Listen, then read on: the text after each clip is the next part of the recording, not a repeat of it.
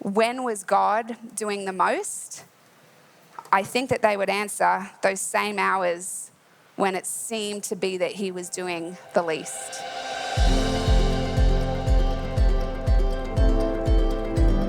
We recently finished an 8-week Alpha course, and there's a bunch of you here in the room and online that came along on that journey. And one of the questions that we asked, because we would divide into these small groups and unpack a whole bunch of stuff along the way, and one of the questions we asked ourselves was, if you could go back and tell your younger self something, one thing, what would it be? And what I shared was that there were some great answers, by the way, some really practical ones and some really diverse answers. But my answer was that to keep trusting God and to keep trusting his timing, because sometimes life doesn't go to the plan or the timeline that we thought and we planned and we imagined that it would go to. And so the thing that I would tell myself as a young kid would be, keep trusting God, keep trusting his perfect timing. But there's a lot of times when life doesn't go to plan. We saw that on that interaction just then. And for me, one of those times was some years ago. I had been diagnosed with melanoma in my foot, and I had surgery, and months passed, and it was like kind of just a hard year. There was a lot going on, and I was in constant back pain, and there was a lot going on, and we made it through that year. And just at the end of the year, I went back to the doctor who had done some more biopsies, and they discovered that it had come back. And so I had to go in and have another surgery, bigger surgery this time. And I just really felt in that moment that life was really uncertain, and that it was kind of spinning out of control a little bit, and it definitely wasn't going to plan. And to be honest, I kind of questioned God a little bit. Like, God, what's going on here? What's going on? And I wonder if you have ever felt the same way. Has there been a time in your life when you've asked God, what is going on with my life? Your world feels like it is spinning, and your certainty suddenly feels a lot less certain. If you've ever asked those questions, I can guarantee that you're not alone. Uncertainty is not a new thing. And I can guarantee that there is not a single person listening today in the room or watching with us online who hasn't felt that way at some point in their life, who hasn't at some time experienced circumstances or challenges in their life that they've found themselves in that they just weren't expecting, a health diagnosis or a relationship breakdown, or maybe in the workplace, you were suddenly made redundant. Maybe some investment that you made suddenly bottomed out, and that retirement that was looking really certain is suddenly not so certain. There's a myriad of different circumstances that each and every one can go through that make us feel like life is spinning out of control, where suddenly doubt is present, where certainty is gone and is replaced by uncertainty. Maybe, and I'm looking around the room, looking at all your ages, and I'm thinking that most of you would remember September 11 today, 21 years ago, when the whole entire world felt uncertainty. Worldwide disbelief. Within a matter of hours, the entire world changed when the attacks on 9/11 happened. The shock, the horror, the sorrow, the fear, and the uncertainty was felt across the entire world. And then, there's just the last season that each and every one of us have walked through. A season that, I'm going to use it, was unprecedented. It was unprecedented. Cities and nations and schools and workplaces and our own homes, we were facing things that we've never faced before. And now on the other side of that pandemic, the reality of an economy that's looking a little bit uncertain, and the reality of price hikes and interest rate rises, and all of those things mean that, there's so much uncertainty within our community. And when you look around and you watch the news and you see the brokenness of the world that we live in, both at a personal level, but also at a national and even international level, global scale, you might just sometimes look up and you might wonder, does God still have the whole world in his hands? Uncertainty is nothing new. And this book, this collection of letters, this Bible is full of stories and records and first-hand accounts of people who experienced uncertainty in their lives. And I want to suggest to you today that when you and when I face circumstances that feel really uncertain, that we pick this up. Because this is not a book about everything going right for people. It's not a book about sunshine and rainbows and, happily ever afters for everybody. This is not a book about people that did not experience sorrow or hardship or tragedy. The pages and the chapters and the letters that are written within this book document real things that happened to people when they were facing incredible uncertainty. Sometimes they were facing blow after blow after blow of just bad stuff that was happening. They faced trouble and they faced despair. But in the midst of their uncertainty, every time that we read about it, we discover that they discovered a God of hope, a God who was present, a God who was faithful, who was powerful, and who was with them every single step of the way. I think about King David. King David, whose lineage and descendants actually lead to Jesus, and his story has so much that we can learn from and way too much to unpack this morning. When you think about the myriad of stories and victories and mistakes that King David make, they're all recorded here in second, but what I want to look at this morning is 2 Samuel 15 to 19, because when you look at the story of David, we see him go from a young shepherd boy who took his slingshot and fell Goliath, and then a whole bunch of stuff that happens in his lifetime. And I think to myself as I read his story, I wonder how many times he questioned God, and he questioned, are you here? What's happening? My life feels like it's just spinning out of control. But there's this one particular story, and it's documented, as I said, in 2 Samuel 15 to 19. And his son is grown up. His son is Absalom. And basically, he's had enough of his father's reign. And he decides that he wants to be king himself. So he basically gathers an army of people, and he leads a revolt, and he's ready to basically invade and take over the kingship himself. Talk about family dynamics, hey? You thought it was awkward around your kitchen table. This is serious. And David actually has to flee immediately from the palace. He has to gather his whole family, and off they go. And in the midst of all of that, we discover that God is present and God is active, and he has a plan. And many of you would be familiar with Psalm 23. It's so commonly read, and it was written by David. And many scholars actually think that Psalm 23 was written when David was older in life, because it's really nostalgic and reminiscent in its tone.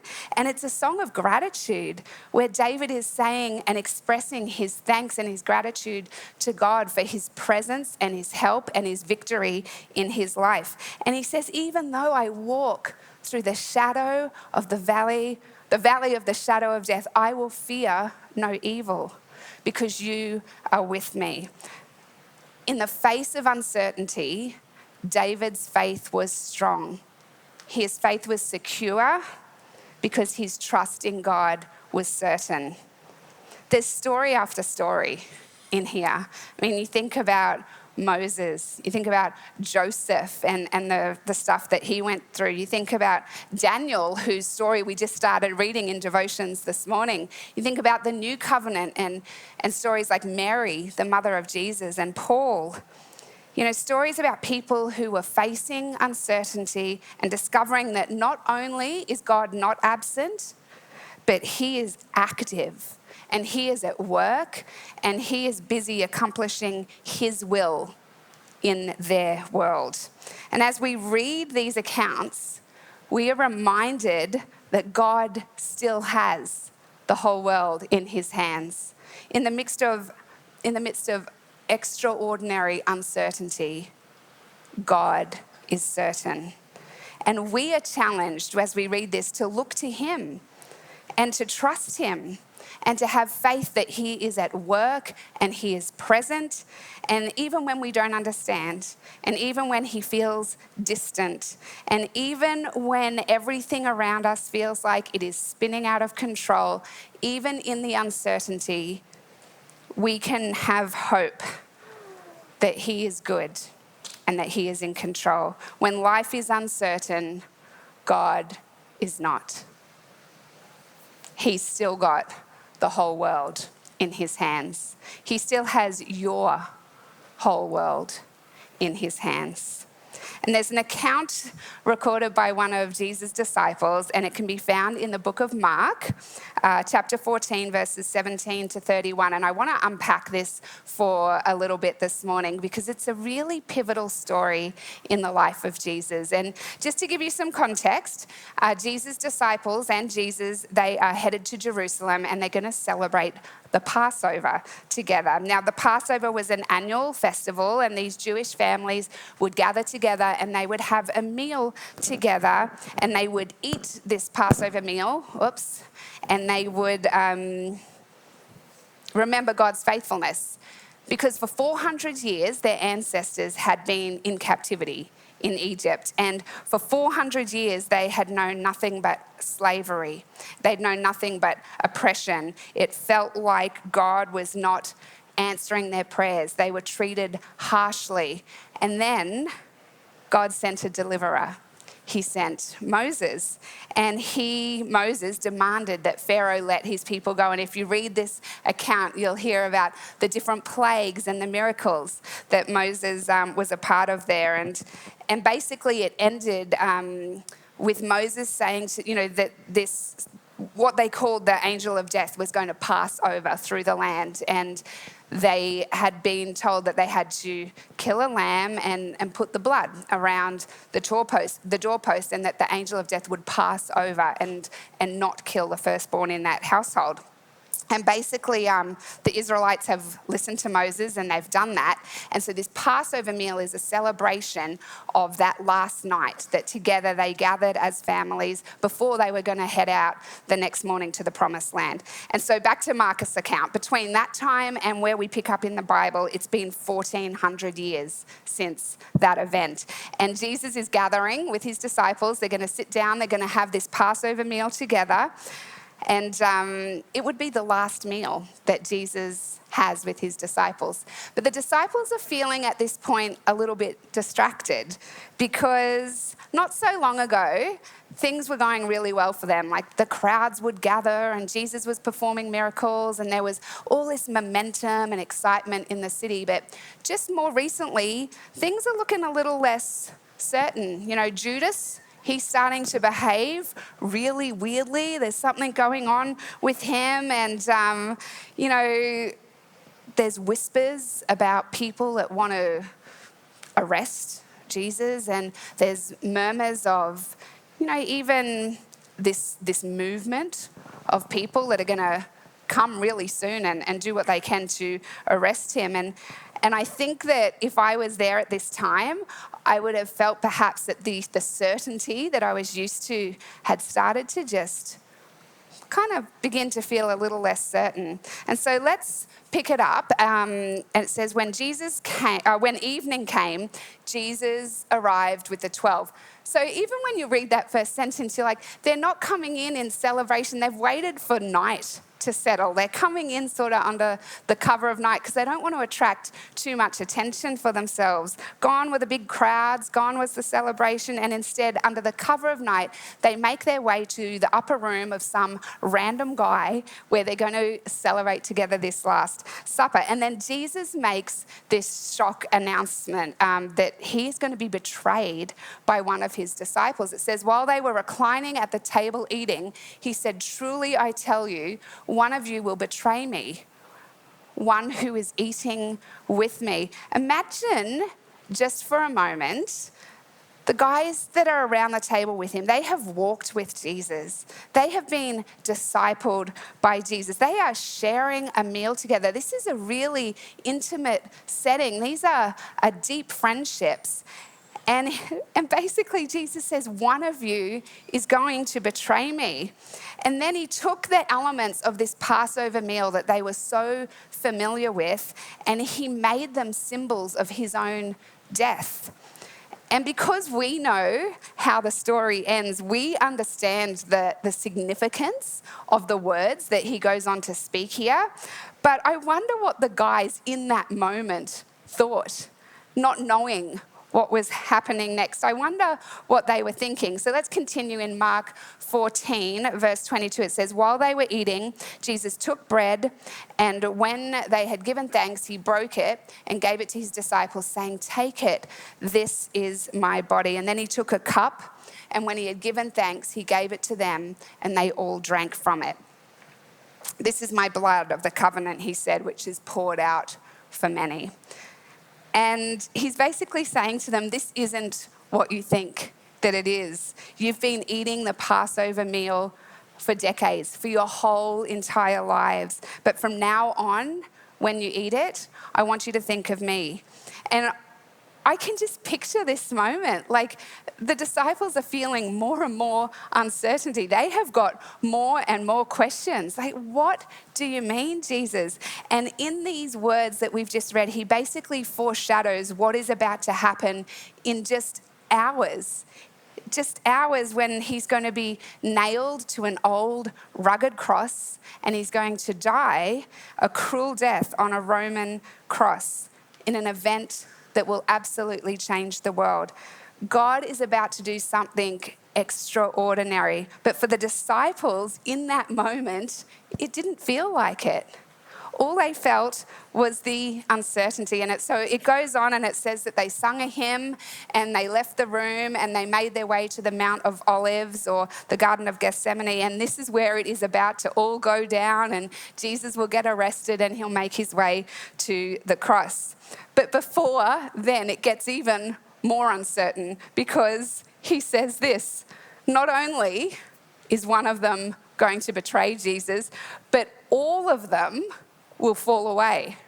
You will all fall away, Jesus told them, for it is written, I will strike the shepherd and the sheep will be scattered. But after I have risen, I will go ahead of you into Galilee.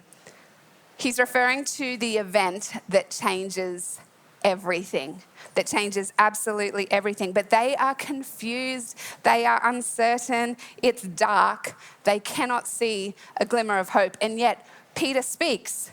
He says, even if all fall away, I will not. And you can just imagine Peter in this moment. He is like, no way, that is not how this is going to play out. You are Jesus, you are the Son of God, and we're not going to betray you. We're not going to let you fall. You're not going to die. You're the answer. We've got a plan. Let's not move away from the plan. You know, that is not how this story should go down. And yet, in just a few short verses from this moment, Peter, the very one who says he will never, walk away from Jesus, he denies him 3 times.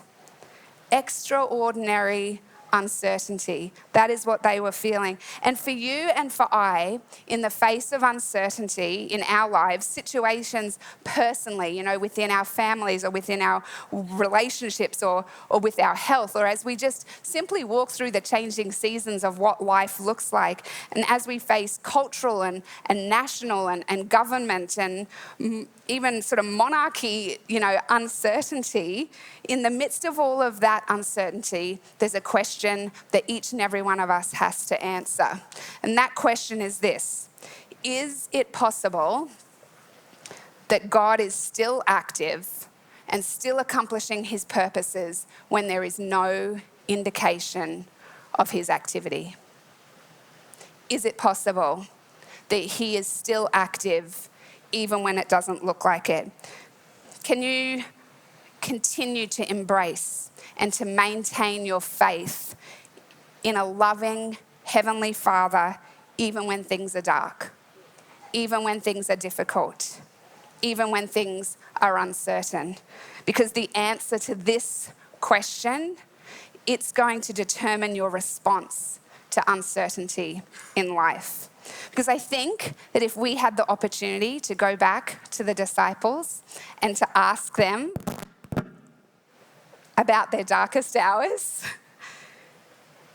ask them, when was the moment in time that you had the least amount of hope?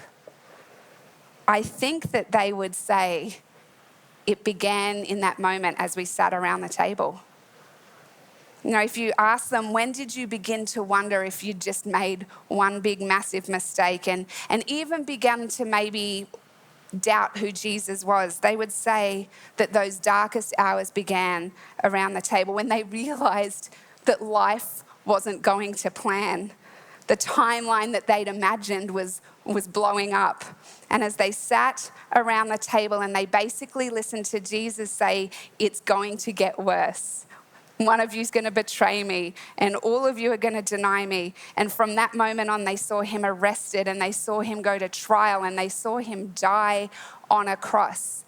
Those would, I think, say that they were their darkest moments, that it looked like that God was not present, and it certainly looked like God was not active. But because we have the unique perspective of hindsight, I think that if we also ask the disciples, when did God accomplish his greatest work? They would say those very same hours. Those very same hours. I mean, there was miracle after miracle after miracle that Jesus did. He healed people, and he fed thousands of people with just a couple of fish and some loaves of bread, so much food that there was leftovers. He raised Lazarus from the dead. But looking back, miraculous things, time and time again, but looking back, if we could ask the disciples that question, when was God doing the most?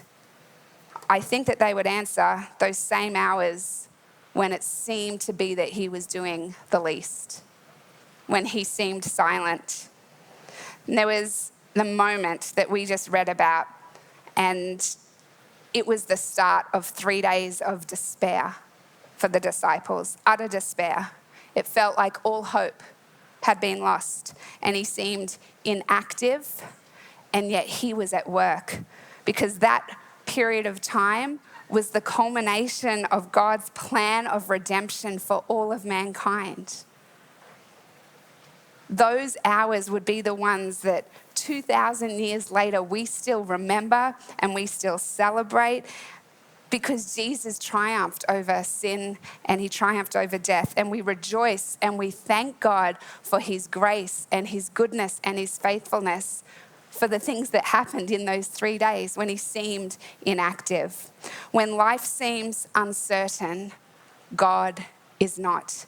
He's still got the whole world in his hands, and his timing is perfect, and he can take the broken pieces of our lives and work the miraculous in them. He redeems and he reconciles, and he takes broken situations and hopeless situations, and he shows up in a way that just is undeniable. And in and through it all, he gives us his peace and his hope and a sense of purpose.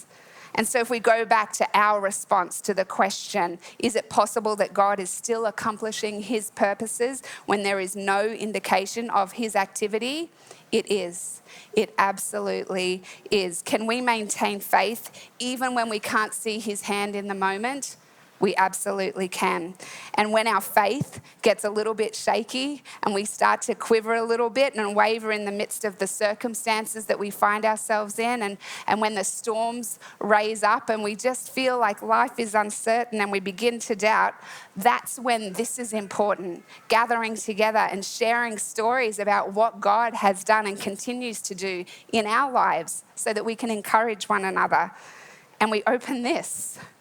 And we read the stories and we remind ourselves that what God has done before, he will do again. And it encourages us because we read that God showed up and he was present in the lives of people who were in the midst of great uncertainty. And even though it might not look like it and it might not feel like it, in the midst of your uncertainty right now, he is accomplishing his purposes. It's true. That is all true. But it might not change your circumstance.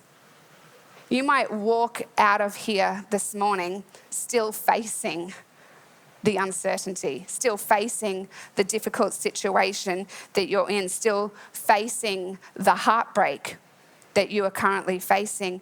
But your response to the knowledge and the truth that even when life is uncertain, God is not, it changes everything.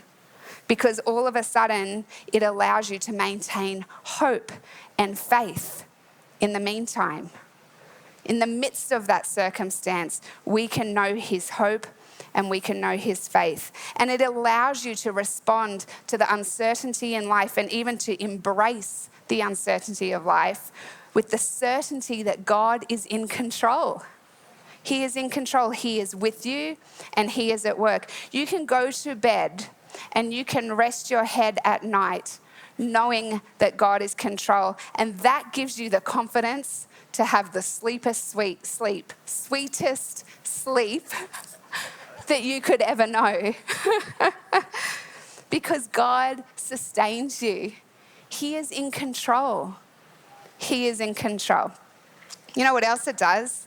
It motivates you to be on the lookout for his grace and his intervention in your life. And that's when we discover all of the beautiful fun and wow moments like Tosca so beautifully unpacked for us last week. And lastly, it keeps us from leaning in directions that only make things worse and more complicated. It keeps us from making bad decisions. You know, the kind of permanent decisions that are based on temporary emotions. When we are grounded in him with the confidence and the knowledge that he is in control and that he still has the whole world in his hands, we lean into him and we make good and wise decisions. Although life is uncertain, God is not. And he still has the whole world in his hands. And that truth determines the way that we respond to every circumstance that comes our way. I was wondering if I could ask those that are serving us communion to begin to distribute to them. And if you're watching online with us this morning, we're actually going to have communion together. So feel free to go ahead and grab whatever elements that you've got there that will represent the bread and the juice. And we're going to have a time of communion together, just like that moment in time that we read about earlier in the book of Mark, the Last Supper.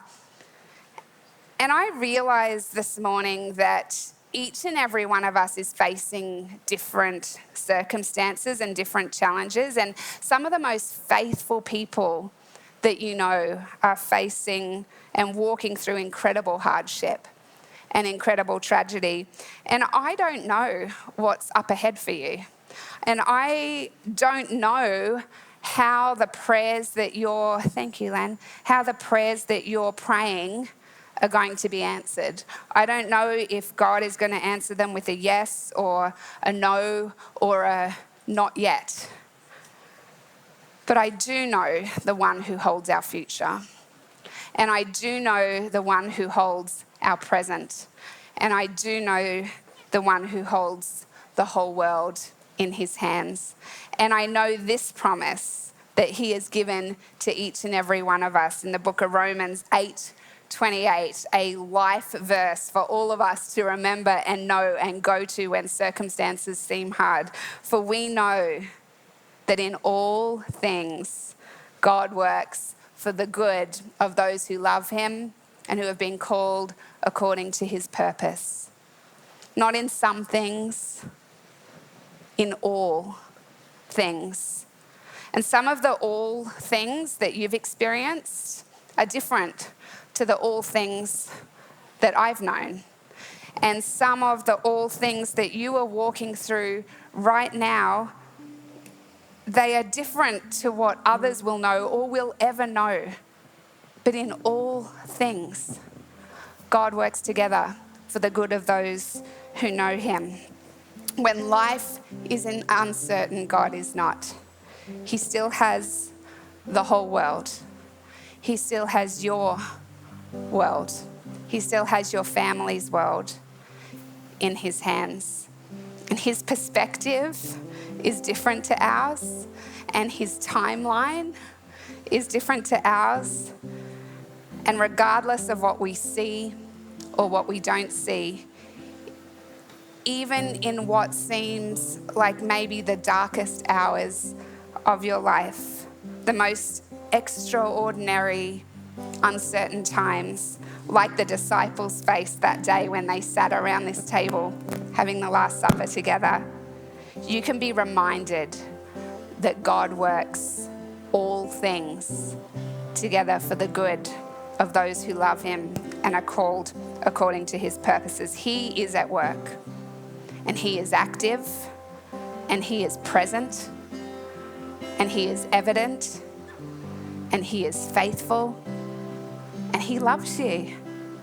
For God so loved the world that he gave his only Son, that whoever would believe in him would not perish, but have everlasting life. Because of the cross, Jesus conquered death. He conquered sin, and he rose to life 3 days later. And we can be forgiven, and we can be made right, and we can be restored to our relationship with God because of what he accomplished when we choose to follow Jesus. And so as you hold this morning these elements, this bread and this juice, these elements that represent his body that was broken for us and his blood that was shed for us, we're just going to take a few moments and allow the guys to just minister to us with this song and choose this morning to respond to the uncertainty of this world by believing in a certain God. Because even when the world around us seems uncertain, God is not. So just take a few minutes and think about that as you pray.